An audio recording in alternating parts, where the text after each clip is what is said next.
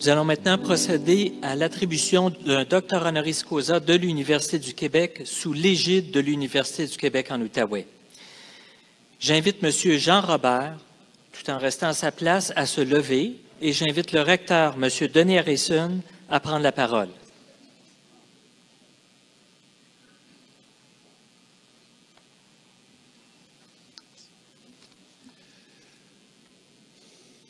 Le docteur Jean Robert est spécialiste en microbiologie, infectiologie et en santé communautaire. Un simple survol de son parcours suffit à comprendre pourquoi on le qualifie d'érudit humaniste animé par l'amour qu'il porte à ses patients, car son œuvre humanitaire est colossale, peu commune, touchante et surtout essentielle. Médecin de rue et figurant parmi les pionniers mondiaux dans la lutte du VIH-Sida, il œuvre depuis bientôt 50 ans auprès des personnes marginalisées parmi les plus démunies de la société et souvent rejetées par le système.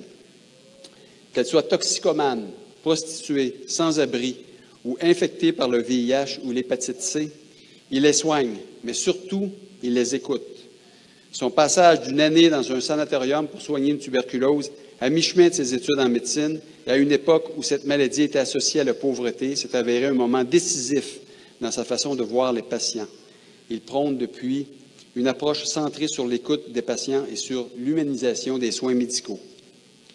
Reconnu pour son dévouement, sa profonde compassion et son professionnalisme, il prend non seulement le temps d'écouter ses patients, mais aussi de comprendre leur réalité. Peu importe l'heure du jour ou de la nuit, et en dépit de conditions socio-sanitaires souvent déficientes, il n'a jamais hésité à les soigner dans leur milieu, là où les vraies crises se vivent. Comme il le dit souvent, merci aux universités d'avoir meublé ma bibliothèque et mon esprit, mais surtout merci à mes patients qui m'ont appris la vraie vie. Dans ses cliniques, il a toujours reçu tous les patients qui se présentaient, qu'ils aient ou non une carte d'assurance maladie, et il a tenté de leur trouver une médication gratuite afin d'assurer leur bien-être et d'éviter la propagation des infections dans la communauté. Sa compassion n'a d'égal que sa générosité, puisqu'on dit de lui, même s'il ne l'avouera jamais, qu'il paye régulièrement de sa poche des médicaments pour ses patients. Le combat constant de Jean Robert pour la mise sur pied et le maintien d'un programme de consultation et de dépistage anonyme et gratuit témoigne aussi du respect qu'il voue à ses patients et de sa préoccupation de rendre ses services essentiels à tous. Au cours de sa carrière, il fut notamment médecin hospitalier universitaire et chef du département de santé communautaire de l'hôpital Saint-Luc pendant plus de 20 ans et directeur scientifique du laboratoire de santé publique où il a été chargé de diverses missions pour les gouvernements provinciaux et fédéraux en matière d'infections sexuellement transmissibles et de sida. Il a cofondé le comité Sida Québec dont il fut secrétaire et est responsable de la permanence. Il a aussi contribué à la création de la clinique L'Actuelle à Montréal, fondée par les docteurs Clément Olivier et Régent Thomas. Jean Robert est un consultant, un mentor et un professeur renommé à qui plusieurs vouent un profond respect.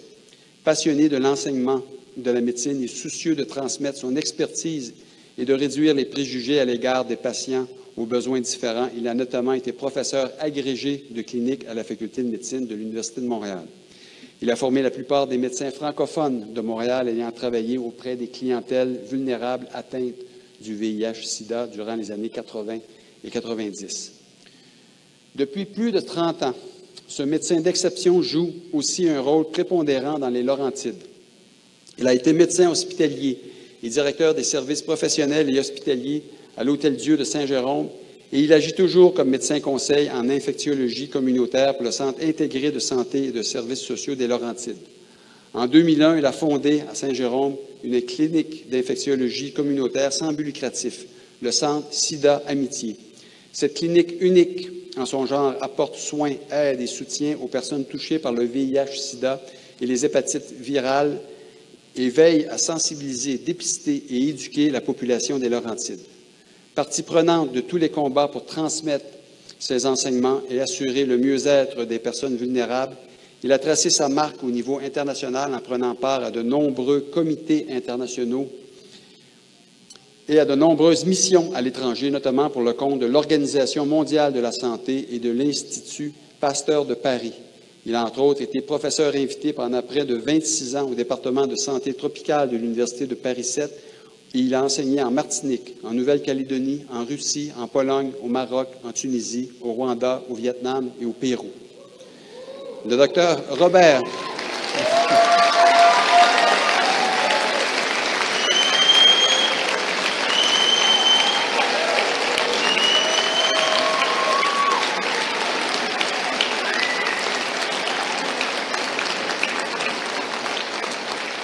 Le docteur Robert fut un consultant incontournable dans le tourmente scientifique et social qu'a amené la pandémie du VIH-Sida et il a travaillé à la révision de la loi sur la santé publique au début des années 90 à titre d'adjoint au sous-ministre de la Santé.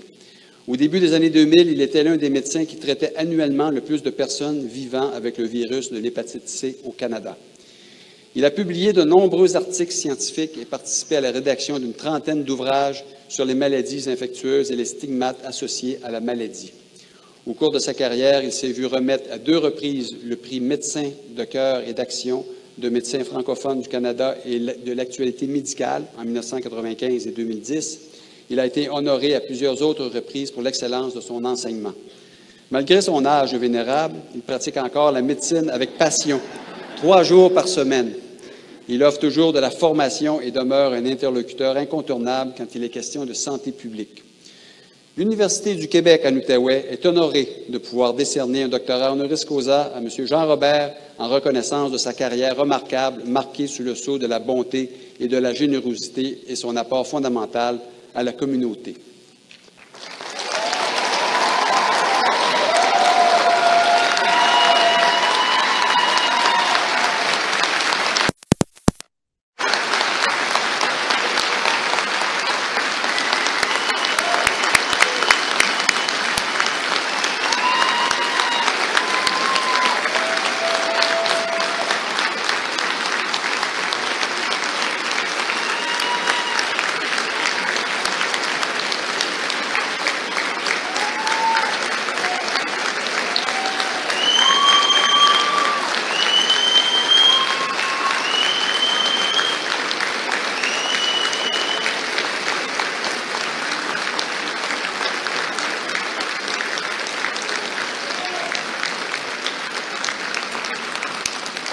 Merci, M. Harrison. J'invite le secrétaire général de l'Université du Québec, M. André G. Roy, et le secrétaire général de l'UQO, M. André J. Roy, à se joindre au recteur. Eh oui, en effet, effectivement, oui. Donc, se joindre au recteur, M. Denis Harrison, pour remettre le doctorat honorifique à M. Jean Robert, qui sera par la suite invité à signer le livre d'or de l'Université.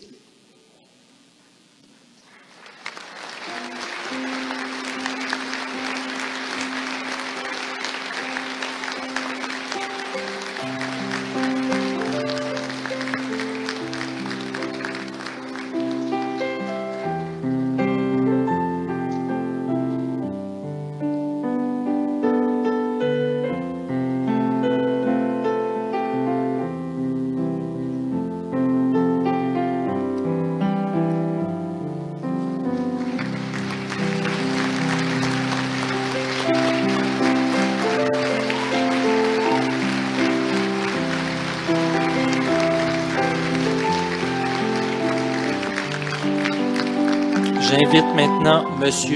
Jean Robert, M. André Giroy, M. Denis Harrison et M. André Giroy à signer le livre d'or de l'Université du Québec en Outaouais.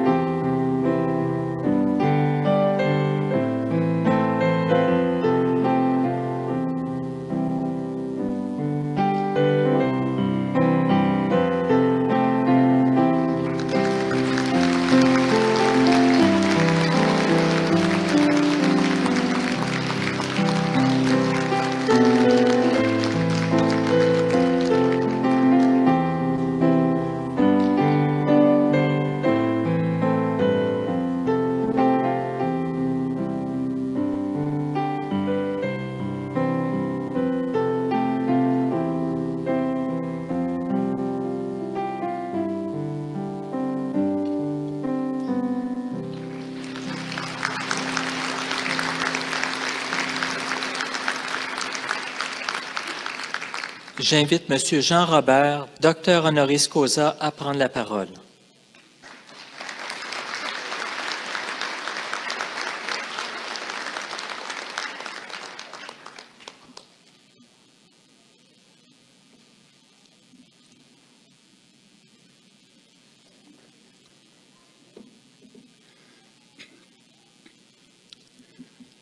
C'est la première fois que j'étais entouré de 2 rois.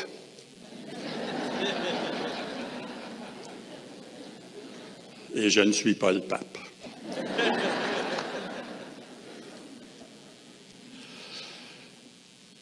Messieurs, mesdames les dignitaires, monsieur le recteur, les directeurs, les adjoints, j'ai oublié tous vos titres. Et comme ce n'est pas un examen, ben, je m'en excuse pas.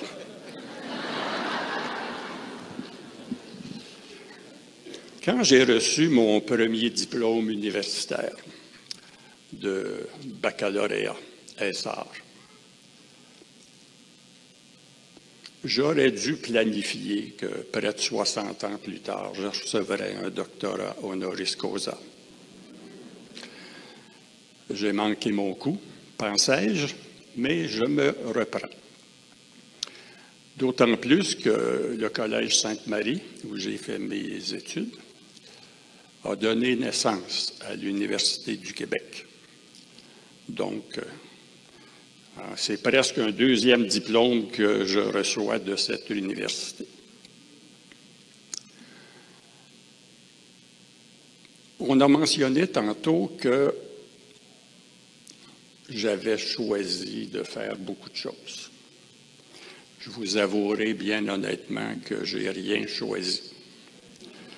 Je n'ai pas choisi d'aller en médecine. Je n'ai pas choisi de me spécialiser dans les maladies infectieuses. Je n'ai pas choisi d'aller œuvrer par la suite en médecine communautaire. Je n'ai pas choisi de m'installer dans les Laurentides, puis j'ai presque pas choisi d'être ici ce soir. Je vous avouerai que c'est une grande leçon que j'ai apprise tout au long de ces années. Ce sont les gens, les choses et les événements qui choisissent pour nous. Quand on se sent attiré pour une profession, pour une matière, il y a toujours quelque chose qui s'est passé, parfois d'agréable et parfois de pas agréable. Au Collège Sainte-Marie, on finissait notre 2e année de philo. Au mois de janvier, je ne savais pas si je ferais de la biologie, si je ferais de l'enseignement. J'étais beaucoup tenté par le journalisme. Sur 98 finissants, il y en a une douzaine qui s'en allaient en médecine et qui m'ont dit « Hey, viens-t'en avec nous autres, on va avoir du fun ensemble. » Je suis allé en médecine. J'ai eu mon doctorat. J'étais médecin généraliste à l'époque ou médecin de famille. Un soir, une nuit plutôt, de garde aux urgences de l'hôpital Saint-Luc, je demande à la technicienne en radiologie de me faire une radiographie du poumon parce que je toussais un peu, moi qui ne fumais pas. Elle le fait. Et une demi-heure après, elle me dit « La radiographie est prête ». Alors, je vais dans la salle, je regarde l'image. Là, je dis « Ça, c'est une tuberculose ». J'ai fait 1 an interné en sanatorium. Parce qu'à l'époque, la tuberculose, c'était comme le sida. C'était la maladie honteuse, la maladie des gens pauvres, la maladie des gens pas très fins. J'ai connu la rue des poqués, des discriminés, des rejetés dans le sanatorium. Vous comprendrez pourquoi, après ça, je me suis intéressé aux microbes, et particulièrement au mien, celui qui était responsable de ma maudite tuberculose. Il m'a fallu 10 ans avant que je puisse en parler.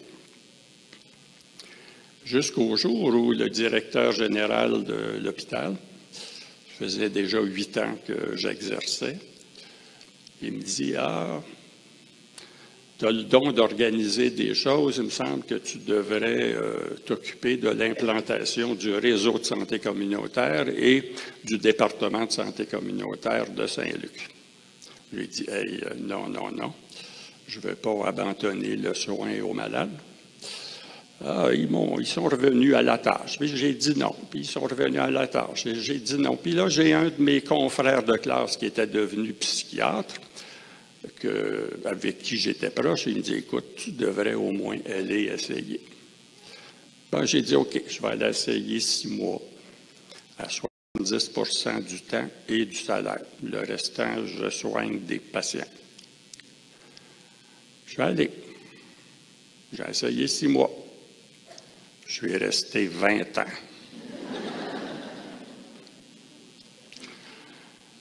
Hélas, ce qui faisait l'envie du monde entier, le réseau de santé communautaire avec les vrais CLSC sur le terrain, ça a périclité. Et pendant que je faisais le tour du monde comme ancien élève de l'Institut Pasteur à Paris, pour enseigner ce qu'est la médecine communautaire, bien chez nous, ça se bureaucratisait, puis ça sortait du terrain. Nul n'est prophète en son pays. Et quand mon poste a été aboli, bien, je me suis bienvenu dans les Laurentides et je continue à maintenir un CLSC sans le nom, autonome, qui quête les pharmaceutiques et les donateurs, mais ça marche. Et là, j'ai appris une chose très importante. Dans le communautaire à Saint-Luc, mes meilleurs profs, c'était les filles de la rue, les prostituées, qui m'ont dit, il n'y a personne qui nous soigne, on est rejeté partout, ils nous jettent en prison, on a besoin de se faire soigner. On pourrait-tu avoir une docteure prostituée? Là, ben, j'ai sorti toute ma science, hein, j'avais mes diplômes universitaires. Et puis, j'ai dit, écoutez, là, blablabla, je me suis mis à parler, puis là, il essayait, puis il m'interrompait, puis tout ça. À un moment donné, il y en a une, elle me regarde, elle dit, ferme ta gueule, puis écoute-nous. Hop là. Mon humilité, hein. Et à partir de ce moment-là, elle dit maintenant, on te tutoie. Parce que quand elles m'ont dit, vous ne savez pas ce que c'est, vous, docteur, vous ne savez pas ce que c'est de se faire arrêter, d'être mis en prison, d'être discriminé, d'être rejeté partout. Et là, ça m'a soulevé mon souvenir de ma tuberculose. Ça faisait 10 ans que je tenais ça caché. Je leur ai expliqué que moi aussi, j'avais été en prison, que je recevais moi aussi des injections douloureuses dans les fesses, que je prenais des pilules tous les jours à avoir des brûlures gastriques et à vomir. Et là, ils m'ont dit, « Ah, OK, on te tutoie maintenant, ce qui est une marque de respect et d'amitié. » C'est là que j'ai appris à écouter. Parce que quand on a des diplômes universitaires, et là, je vous regarde les nouveaux diplômés, vous entrez dans le monde universitaire. Oui, j'écris dans mon livre à paraître bientôt. Merci à toutes les universités du monde qui ont meublé mon esprit et pas mal ma bibliothèque. Mais quand je suis arrivé dans le communautaire avec les filles de la rue, je connaissais rien. C'est elles qui m'ont montré mon métier. Et elles m'ont montré mon métier de telle sorte que j'ai compris qu'à l'université, on acquiert du savoir, de la science. On sait, mais on ne connaît pas. Nos politiciens savent qu'il y a de la pauvreté. Ils ne connaissent pas ça. Ils savent qu'il y a des itinérants. Ils ne connaissent pas ça. Sauf quand c'est leur fille, là, ils m'appellent. Tu peux-tu t'en occuper et que ça ne se sache pas? Vous avez de la science, c'est votre coffre à outils. À partir de maintenant, dans votre profession, vous allez aller à la vraie école. C'est là qu'on va vous montrer par quel bout tenir le marteau. Puis vous allez apprendre le poids du marteau quand vous allez vous frapper sur un doigt. Ça, c'est la vraie leçon de la vie. Les personnes que vous allez aider, puis j'ose dire que vous allez soigner. Soigner, ça veut dire une chose, soulager la souffrance, qu'elle soit physique, psychologique, sociale, financière. Soigner, c'est ça. Le système est devenu de plus en plus habile à traiter des maladies, mais de moins en moins à soigner des personnes souffrantes. Vous recevez un diplôme en sciences infirmières, vous recevez un diplôme en sciences sociales ou travail social, puis vous avez l'impression que vous êtes 2 silos, 2 formations, 2 coffres à outils. Sauf que c'est la même personne qui a besoin de soins infirmiers puis de soins sociaux. C'est la même personne. Parlez-vous. Nous fonctionnons en silos. Il y a les spécialistes de la narine gauche, les spécialistes de la narine droite. Ils ne se parlent pas, puis ils ne savent pas si les 2 narines respirent en même temps. C'est une image du système dans lequel on est. Ça va craquer un jour. Recentrez-vous sur la personne,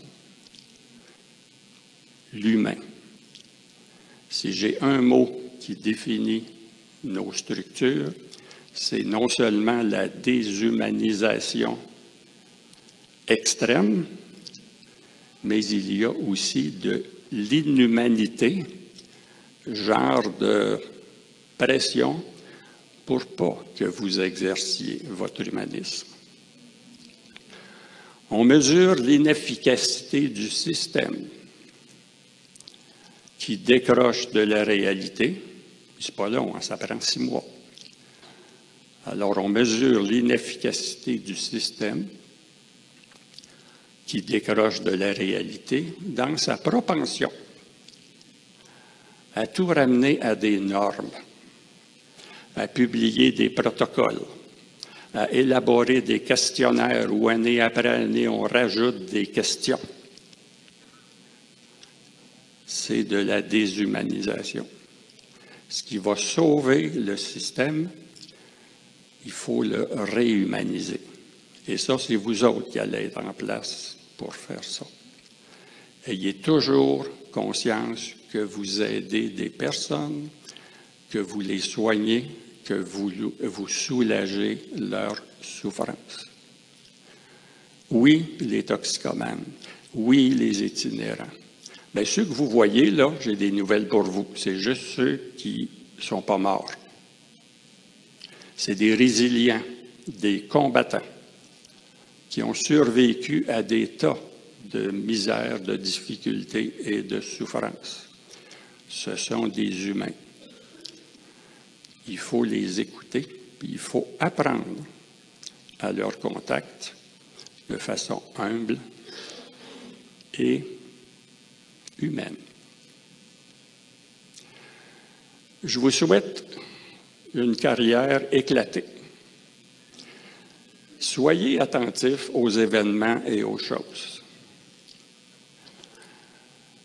Assumez vos colères d'humanisme. Ça ne se combat pas par la parole, ça se combat par des actions. Avec notre petite équipe, ça fait 1 an et demi que ça tergiverse dans les structures sur la crise du fentanyl. Il n'y a pas longtemps, j'ai une de mes jeunes patientes qui vient me voir, elle me dit « Écoute, il faut que tu me trouves de la naloxone, l'antipoison, parce que depuis le mois de juin 2017, ça fait 8 de mes amis qui meurent. » En 72 heures, le communautaire, à nos frais, on a acheté des doses de naloxone, on a acheté des seringues, des aiguilles, on a acheté des petites trousses, des sacs, et on distribue tous ceux qui en veulent à tous les consommateurs qui sont les premiers répondants. C'est eux qui consomment, puis qui voient d'autres qui consomment aussi. Le communautaire se manifeste par une action. Et on prend ça sur notre temps et sur notre personne. Donc, on s'implique. Vous devriez voir la reconnaissance et la gratitude des travailleurs de rue dans les Laurentides de Mont-Laurier jusqu'à Saint-Eustache.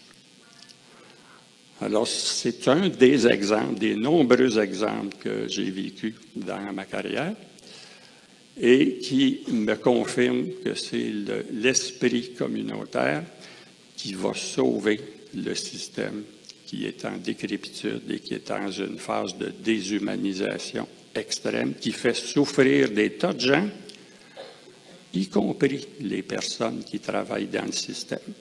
Personne ne se plaint, tout le monde a peur de perdre son emploi, c'est le régime de la peur. Ça va craquer un jour. Et ça sera votre devoir d'être présente et présent, plus par les actions que par la parole. Je vous souhaite une belle carrière. Profitez de la vie. Soyez heureux. Tolérez 30% de désagréments, mais recherchez 70% de plaisir à soigner des personnes, à soulager des souffrances.